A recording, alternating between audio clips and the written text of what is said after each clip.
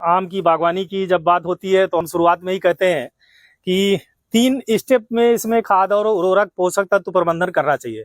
कम से कम 3 बार में, साल भर में एक बार। एक तो कब करना चाहिए, जैसे ही आपका फल टूट जाए, पेड़ से आपने फल तोड़ लिया तो तुरंत उसमें एक झरसन आता है पौधे में, तमाम सारा वो 2 कुंटल 1.5 कुंटल आम दे देता है, तो पौधे में थोड़ा सा वो आ जाता है, एक झरसन आ जाता है। उसको पूरा करने के लिए तुरंत 10 साल से ऊपर का पेड़ है तो कम से कम 1 किलो यूरिया उसमें पेड़ में डाल देनी चाहिए। पेड़ से 1 से 1.5 मीटर दूर फैला करके डालें। अभी उसका कारण बताएंगे क्यों। क्योंकि ये देखिए, ये 6 इंच नीचे ये खाने वाली जड़ें हैं पौधे की, ये यहाँ निकली हैं। अगर आप पेड़ के तने के पास खोजेंगे तो वहां कोई खाने वाली जड़ नहीं मिलेगी। सबको जड़ दिख रही, खाने वाली जड़ें देखिए। तो ये खाने वाली जड़ के पास आपको खाना देना है, नंबर 1। नंबर 2, तो 1 किलो हमने यूरिया बताई, उसी समय डाल दें ताकि उसमें नया कल्ला पौधे में आवे। और जब नया कल्ला आएगा, जुलाई के महीने में जैसे ही आना शुरू होगा, कल्ले का आप बचाव करिए कीटनाशक डाल करके।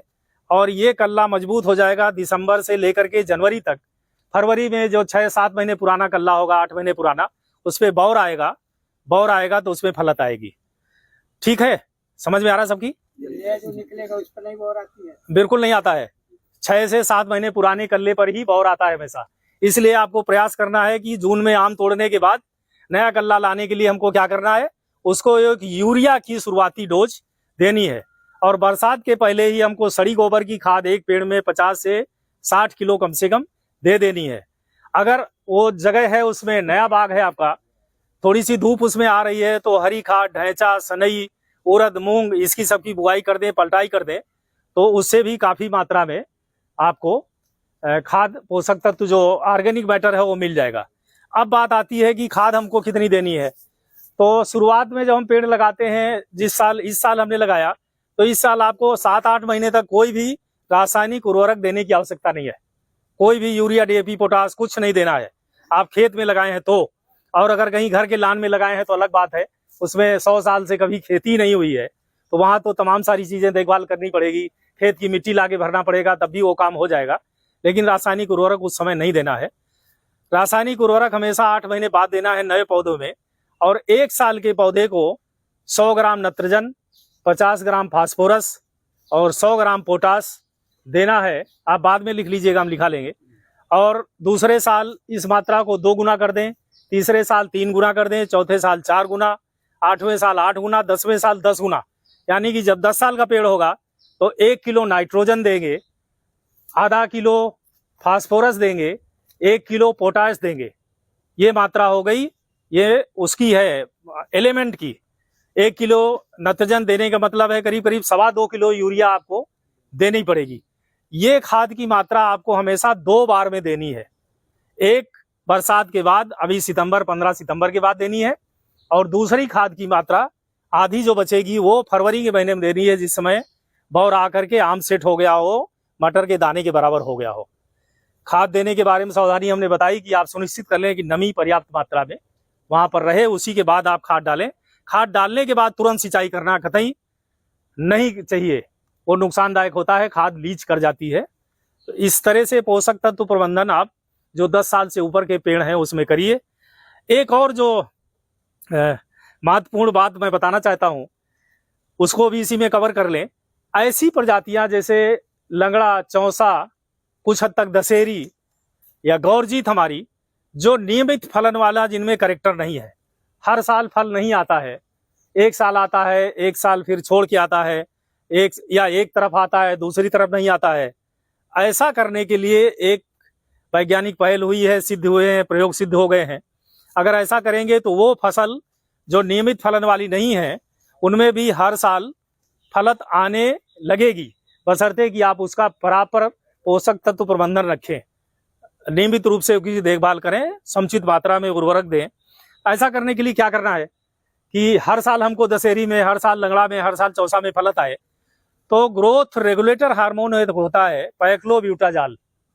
पैक्लोब्यूटाजॉल कलतार के नाम से आता है, सिंजेंटा कंपनी का। मैं प्रचार नहीं कर रहा हूं, लेकिन सबसे बेहतर वही है, इसलिए किसान भाइयों को वही लेना चाहिए।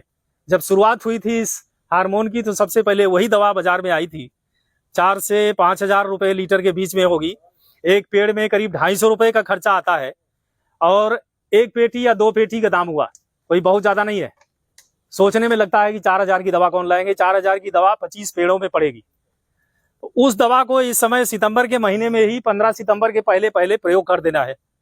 अगर इस समय नहीं करेंगे तो आगे चल करके अक्टूबर में करेंगे, नवंबर में करेंगे, दिसंबर में करेंगे तो दवा असर नहीं करेगी। कारण कि पौधे में 2 प्रवृत्तियां होती हैं, या तो वो फूल देगा या तो वो पत्ती देगा। ये दवा है पत्तियां रोकने के लिए, कल्ले की बढ़वार रोकने के लिए। जब कल्ला नहीं आएगा तो उसमें वेजिटेटिव फ्लोरल ग्रोथ आएगी, उसमें फ्लावर आएंगे, बौर आएगा। तो उसको रोकने की दवा इस समय हमको देनी है कि इसमें कल्ले ना करके बौर की तरफ बढ़वार हो, फुटाव ऐसा हो कि जिसमें वो बढ़ावे, जिसमें बौर आए। तो उसमें ये दवा इस समय प्रयोग करनी है। कैसे करनी है, कितनी मात्रा करनी है, आप दोपहर में 12 बजे पेड़ के नीचे जाइए और पेड़ के नीचे जितनी छाया हो उसको नाप लीजिए तने से लेकर के। एक तरफ जितनी अमूमन जो 10 मीटर पे पौधे पुराने लगे हैं तो 5 मीटर तक उसकी छाया दिखाई पड़ती है और 5 मीटर उधर भी होगी, यानी कि 10 मीटर हो गया।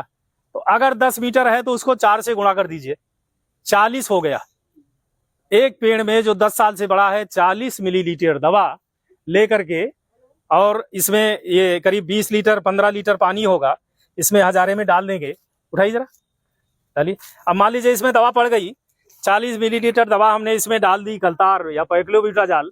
डालने के बाद फिर ये 2 मीटर दूर, हमने 1.5 मीटर दूर नाली बनाई है जहां पर फीडिंग रूट है, और यहीं पर इसको दवा मिलाने के बाद पूरा 20 लीटर 15 लीटर पानी डाल देंगे। डालिए, पूरे में, पूरे घेरे में डाल देंगे इस तरह से। ये दवा मिला हुआ पानी चारों तरफ इसमें कायदे से भर देंगे। 40 मिलीलीटर दवा एक पेड़ में डालना बड़ा मुश्किल होगा, इसलिए पर्याप्त मात्रा में पानी आप ले लें, चाहे 10 लीटर हो चाहे वो 20 लीटर लगे, पानी की कमी नहीं होनी चाहिए। ठीक है, रख दीजिए।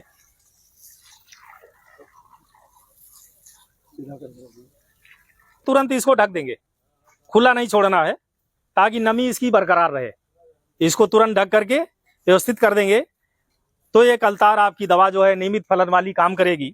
और इसी तरह से आपको जो सूक्ष्म पोषक तत्व हमने बताए हैं, कॉपर, जिंक, बोरान और बुझा हुआ चूना, उनको भी इसी तरह से प्रयोग करना है। मेथड यही है, उसमें पानी नहीं डालना है, केवल पानी में घोल के नहीं डालना, सीधे सीधे 250-250 ग्राम और 150 ग्राम मिला करके आप डालेंगे इतनी चौड़ी नाली में, फीडिंग रूट के पास डाल करके ऐसे ढक देंगे, नमी बरकरार रहेगी, वो पोषक तत्व आपका काम करेगा। ये बात सबकी समझ में आ गई, लेकर के जो कुम्हार के यहाँ से, और उसमें कच्चा गोबर भर दीजिए, कच्चा गोबर। तो जितनी दीमक होगी आसपास वो सब आएगी, उसी मटके में इकट्ठा हो जाएगी। मटका ले जा करके एक जगह कहीं गाड़ दीजिए।